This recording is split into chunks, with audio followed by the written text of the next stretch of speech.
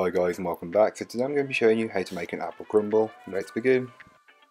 So to start on the recipe, you'll want to make the crumble. Into a food processor, place the flour and spices along with the sugars and pulse them all together until they are well combined.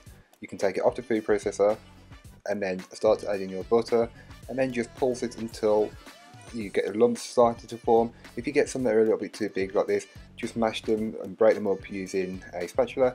I like to add in oats as this just adds an extra texture and flavour. Just mix them in until they're fully combined.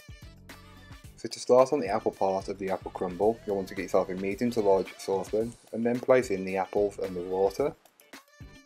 You can then sprinkle over the sugar. You may want to use more or less than me depending on how sweet you want it or how tight your apples are. You'll just want to give it a brief mix until the sugar is incorporated. You'll want to cook it on the hob just until the apples are soft but have still got a bit of a crunch, and then place into your oven proof bowl or dish, whichever you prefer to use. So once your apples are in the bowl, you can then add your crumble mix on top and just press it down using a spatula, bake it off and then remove it from the oven. This is best enjoyed hot, so don't bake it until you intend to use it. If you don't fancy just a plain apple crumble, I've got a recipe for apple and blackberry crumble and I will leave that in the description down below.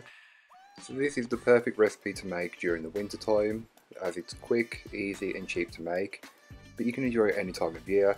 And if you want to serve it up, you can serve it with some ice cream, some custard, or just pouring cream, whichever works best for you.